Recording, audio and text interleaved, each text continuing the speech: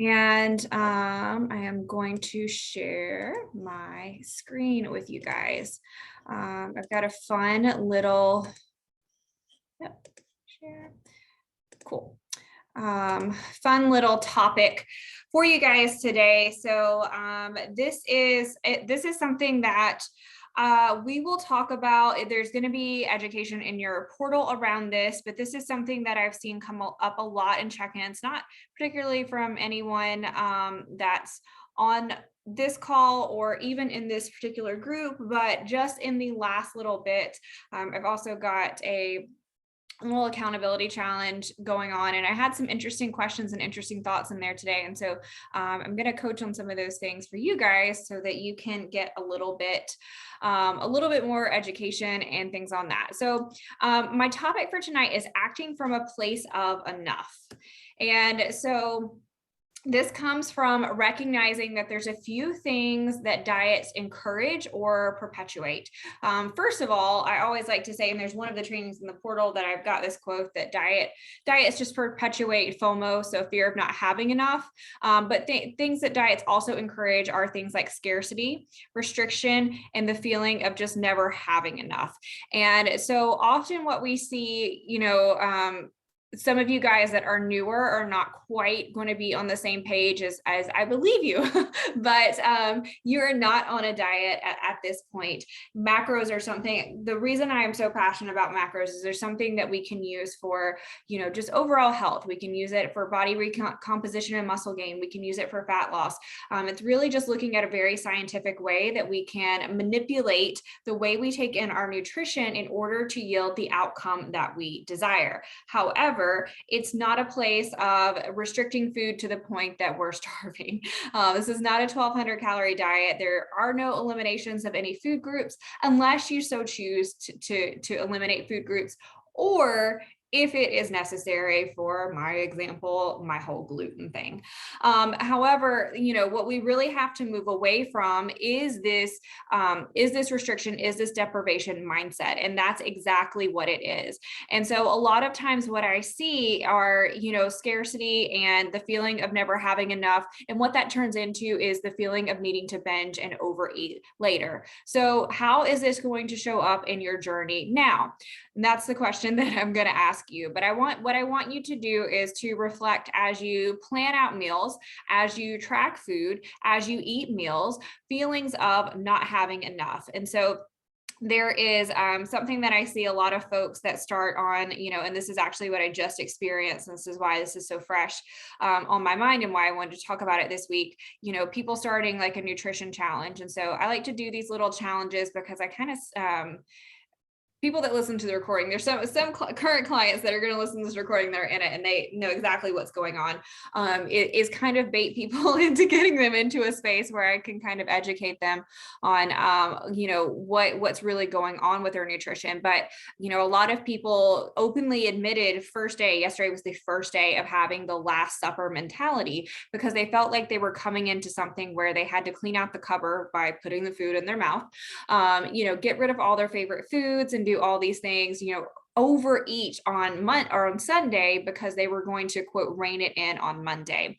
And so part of the benefit of, using macros or moving away from this mentality is we can start to find places for all of our favorite things within our nutrition within reason. We constantly want to be asking questions, does this line up with my overall goal? Is this something that's going to make me feel my absolute best? I actually made a post on Facebook the other day, kind of talking about this, as I used to be the person constantly so good during the week. I was, tearing it up on the weekend, or, I would definitely, carb cycling is something that we get into. I get into with most clients because it's really effective for women and preventing metabolic adaptation, but that's another story for your check-ins. But I used to use my carb cycles on the weekend, and I would do really, really small amounts of calories during the week and do it on the weekend. And so until ultimately figuring out, gosh, this constantly makes me feel like crap, and it's yo-yoing back and forth. And so I had to come to a space where I realized that this does not align with how I want to feel, who I want to be.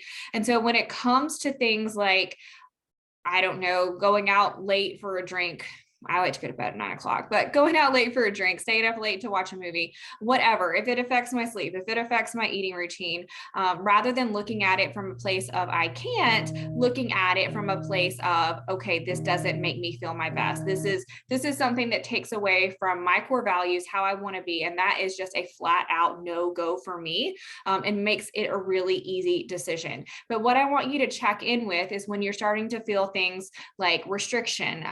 Literally someone posted in the little app group for the challenge this morning, and she said, why do I feel like I'm being punished? And so my response is, why do you feel like you're being punished?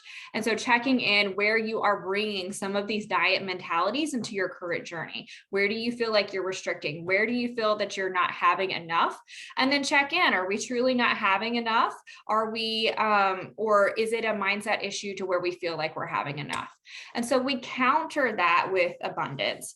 And so, you know, some of you guys may know me from my yoga teacher days. And so there's scarcity and abundance and all these things. And so some people will come at me and go, this is a little woo-woo, but it's really not. Operating from a scarcity mindset is going to constantly leave you feeling deprived. Operating from a place of abundance is going to teach you that there's always enough food. And it's even going to carry over into body image, right? A big thing that dieting can also teach us is that we are not enough, you know, constantly needing to do more and eat less and in order to be enough. And what abundance teaches us is that we are enough and we can get enough. And so looking at this from a food perspective, you know, if we start to shift, and this is not something, you guys, that you're going to, you know, wake up tomorrow and you're going to be, yes, abundance everywhere. But it is a practice. The one thing about good nutrition and the difference between having like a strict meal plan is it is a practice. You're going to mess up. The more you mess up, the more you can learn. There is no failure. There's only feedback. I say that in the very first little training in the portal. There's no failure here. But being able to practice, you know, recognizing that there's always enough. And so when we get into situations, because the holidays are coming up, Halloween's coming around the corner, we're going to have Halloween candy, and then we're going to have pumpkin pie and all kinds of things. But when we can look at it, that there's always going to be enough candy, pumpkin pie, Christmas ham, whatever it is, you can have it anytime you want. It's much easier to be able to have small amounts of this and that, and being able to recognize that you can have it anytime that you want. I had a check-in with a client. She's not on the call right now, that was talking about going to Olive Garden. She's going to listen to this recording and know I'm talking about her, but she went to Olive Garden with her dad, and she was talking about, you know, the ability to just have one breadstick rather than all you can eat. And so just checking in with where, you know, you feel like you absolutely can't, to where you could feel, where you could move to a place to where, oh, I can, but I'm going to have enough to just satisfy me and not feel like I need to eat the entire breadstick basket at Olive Garden because I'm not going to be able to have this again tomorrow. The reality is that you're going to be able to have the breadsticks anytime you want to go to Olive Garden. And when we operate it from a place of, I can't have this again, we go into Last Supper mentality. And so Last Supper, always feeling like we need to eat until we're just completely over the edge. Looking at it from a metabolic perspective, we have to look at the overall stress that we're putting on the body. So overeating is stressful, undereating is stressful, and we want to be right there in the middle. And that is a place of always being enough, you feeling like you're enough, and recognizing that you can get enough. When it comes to your relationship to your food, directly mirrors your relationship with your body. And so when we can feel like we are enough, we're able to make choices around our nutrition. We're able to make choices around our exercise that, yes, feels like we are enough. A lot of people get hung up in this, well, I'm trying to change, you know, my body composition. I came to this for fat loss. I came to this for muscle gain. I promise you, no one ever gets to their goal by feeling like they're inadequate, feeling that they're not enough, and being in a scarcity mindset. In order to get to your goal, we have to operate from this place that I am enough. And this is going to help you make not necessarily better decisions. It's going to help you have an easier time making those decisions. And so what would change if you made decisions from a place of enoughness? And this is going to be my assignment for you guys as you move into the coming weeks, especially especially this time of year, I like to coach you guys in preparation for holidays.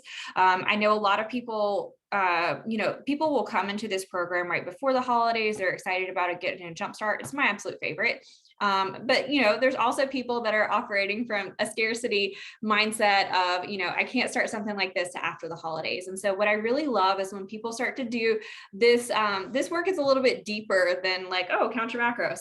But being able to do this before the holidays really sets yourself up for success, not just for the holidays, but for all the holidays to come. And I know that was such a big part of my journey and my hiccups when I was going through all of my stuff, is getting to the holidays and kind of, I call it F it land, getting there and just being like, well, holidays are here again. I guess I'm going to start over, January 1, just going to give myself some grace, show myself some compassion. And it just constantly perpetuated the yo-yo, which ultimately wound up doing more damage to my metabolism than it really needed to.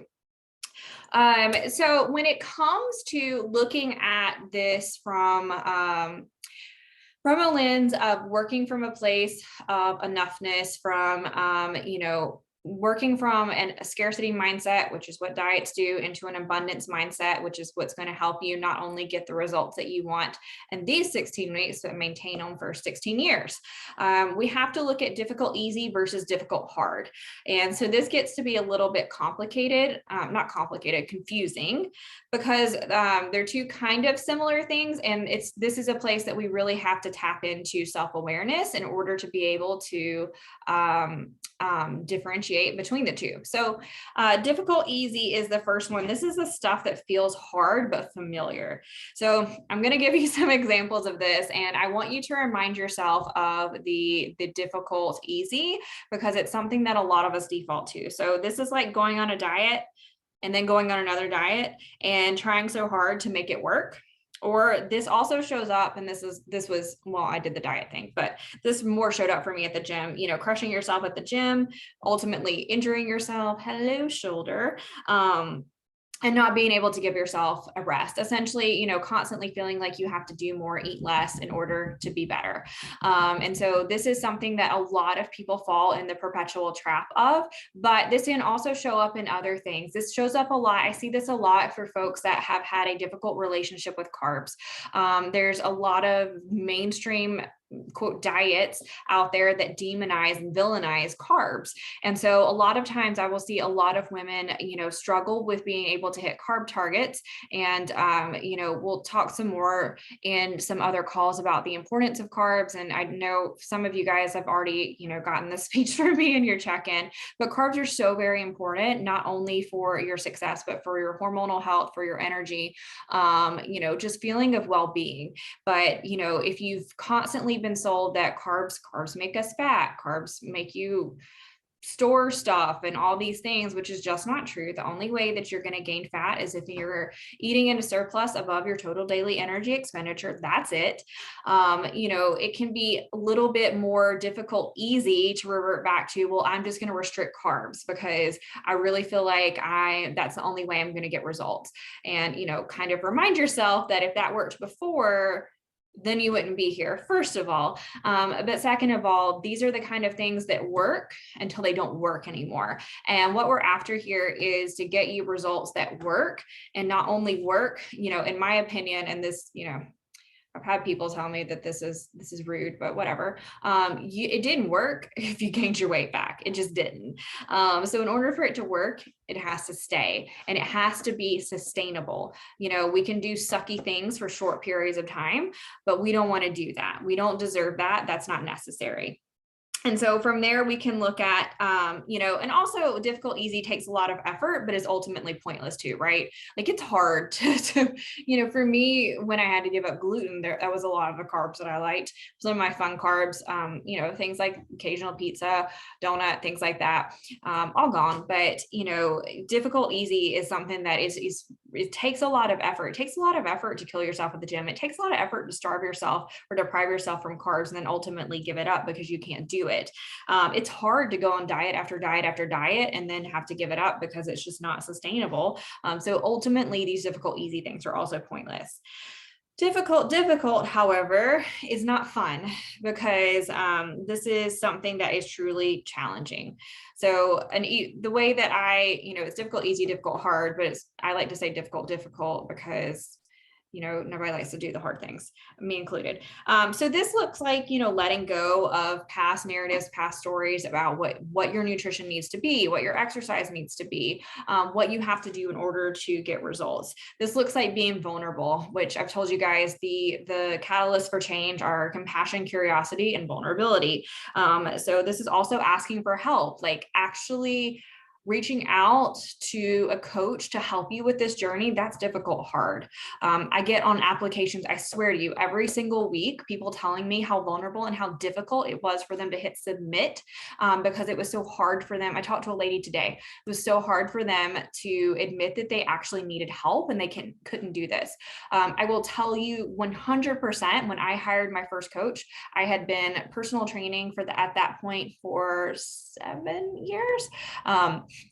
Fairly new on my education with nutrition, but I had been in this space for a long time. I'd done multiple yoga teacher trainings. I'd done all the education, and I felt like I had enough education, enough drive to be able to quote, figure it out. I felt like I was a failure if I could figure it out. So that was a very difficult, hard situation for me to be able to ask for help. So recognizing that, the reason I say that is I want you guys to recognize that you've already done a difficult, hard thing.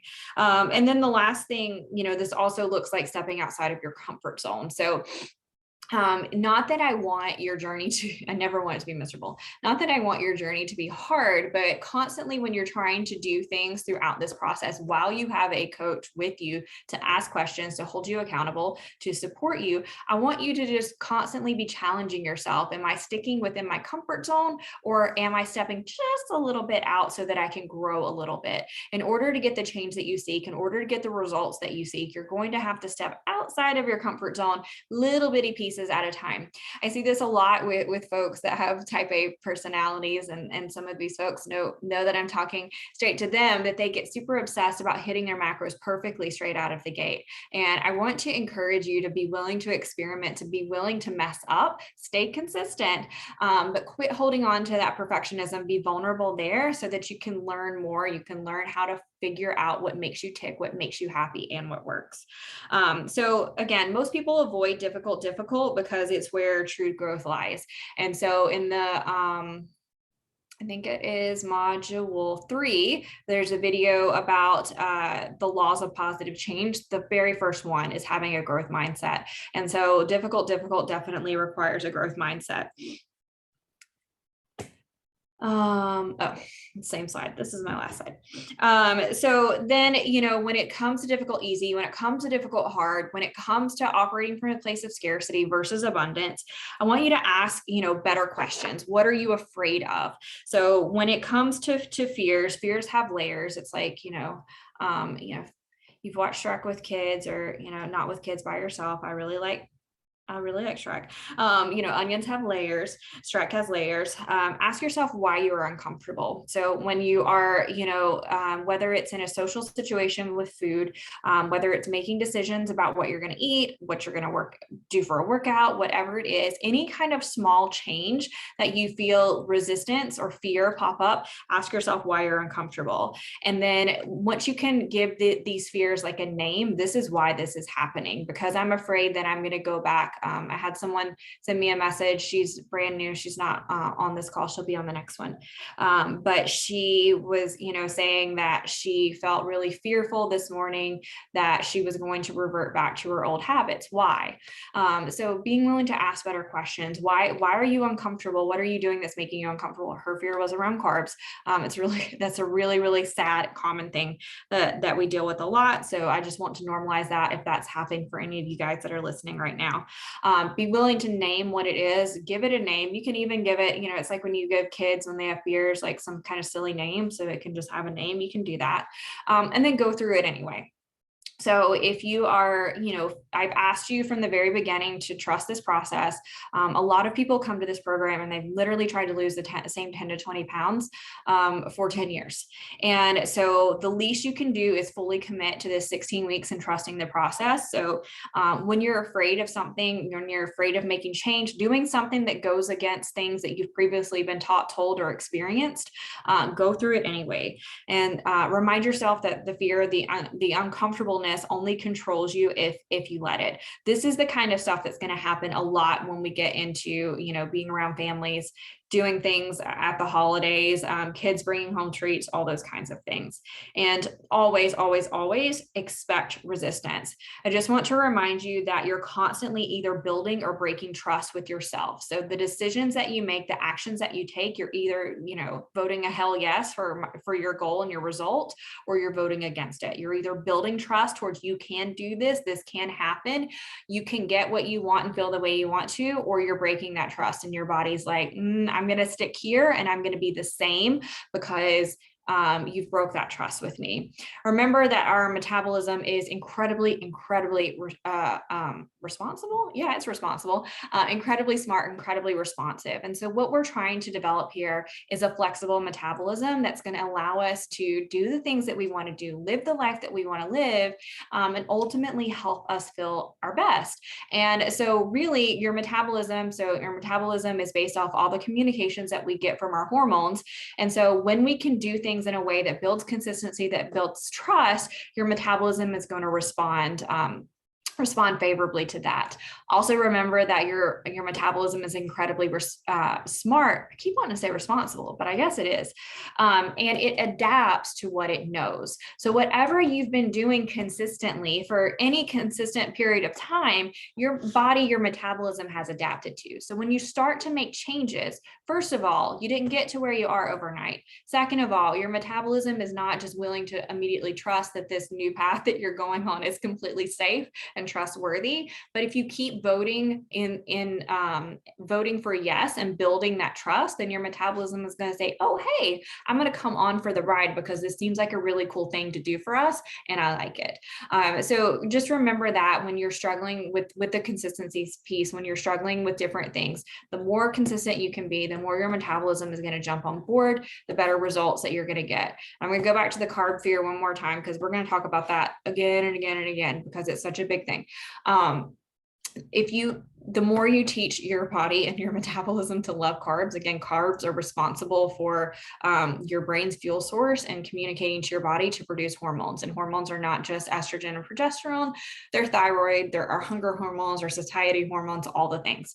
Then the more your body's going to learn to love them, use them, and your metabolism is going to accept the fact that we're taking them in, and it's going to be A-okay. So I feel like I talk super fast, but at this point, you guys are welcome to ask, and it doesn't have to be, I was going to talk about the snack thing. But if you have any questions, if you want to unmute, if you want to type it in the chat, it does not have to be about what I just talked about. It can be about absolutely anything.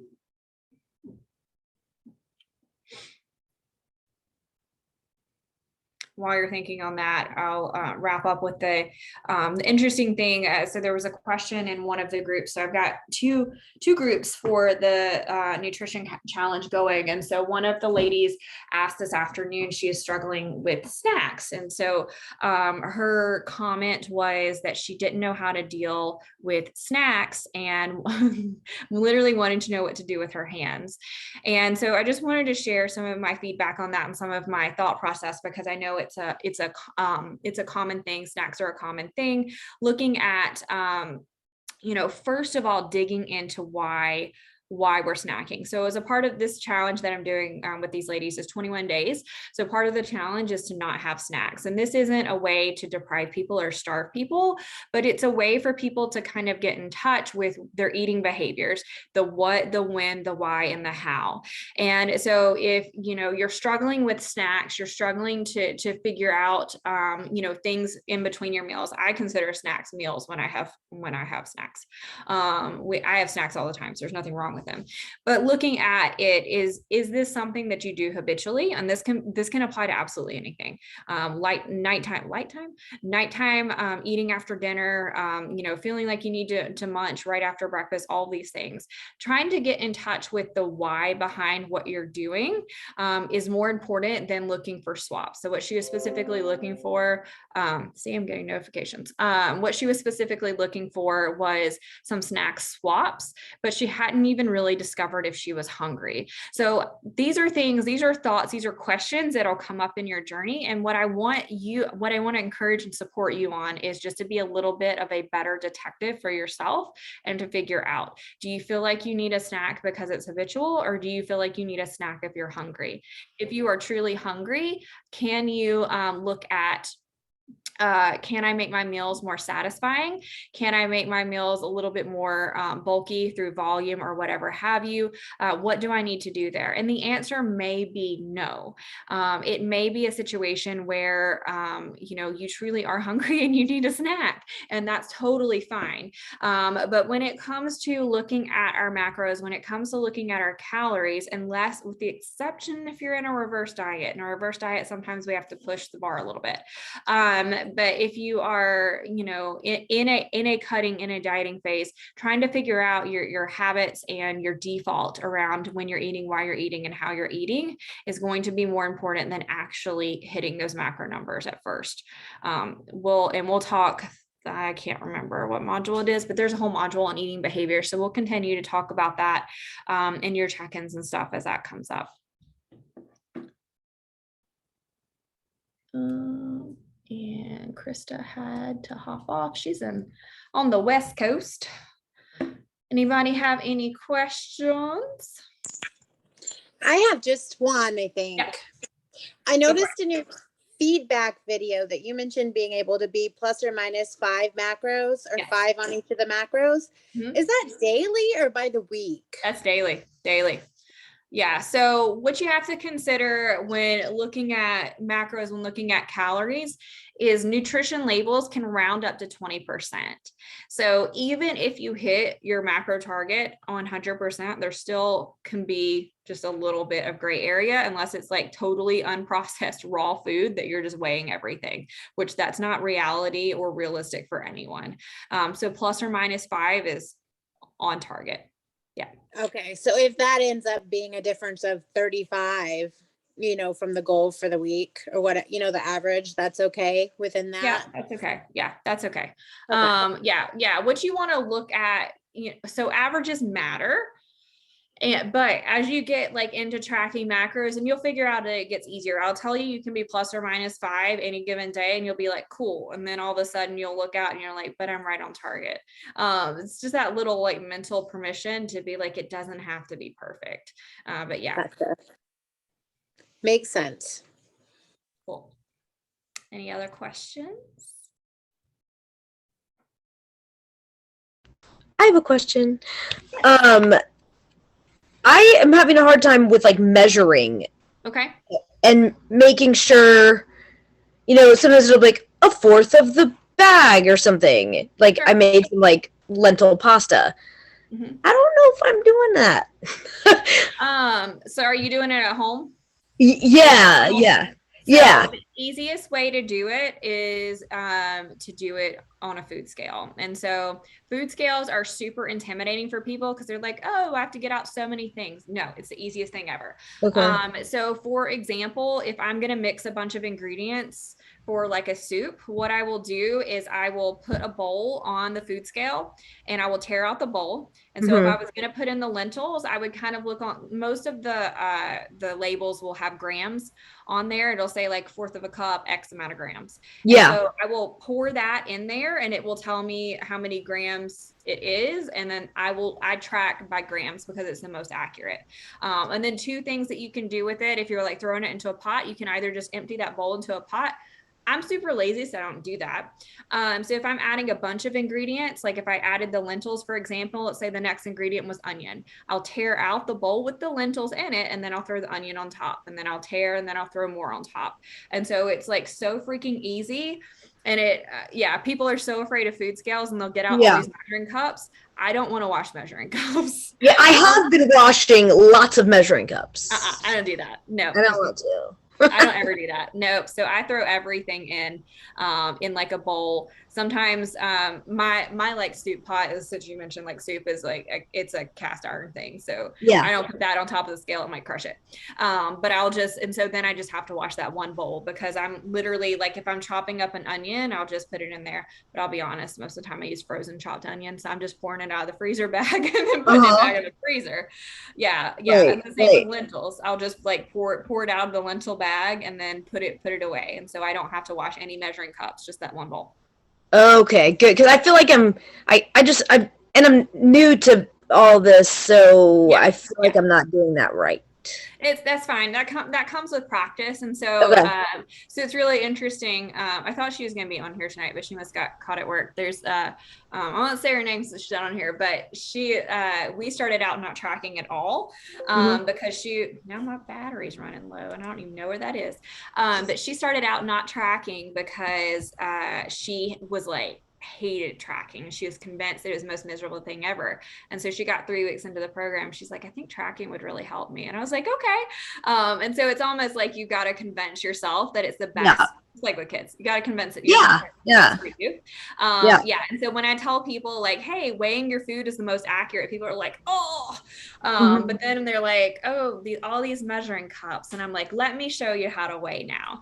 So it gets really, really easy. It's even like, I do the same with my coffee in the morning. I put creamer in my coffee. I put my coffee mug on the scale and then I tear it out and pour the creamer in, and then my creamer is always accurate. Oh, okay. Because I'm probably not being very accurate. Yeah, I see all kinds of people like, pouring their creamer into measuring spoons and things like that. And I'm like, I'm not dirtying that up. Yeah. Yeah. I'm going straight into the mug. Yeah. Okay. Good to know. Okay. Easy. Yeah. Yeah. Okay. But again, the more you like mess up and you figure out what doesn't work, then it makes everything so much easier. So yeah. You're good. Yeah, for sure. Okay. Thank you. That's helpful. Yeah. Awesome. Any other questions, ladies? I was just checking to make sure and nobody popped anything into the app.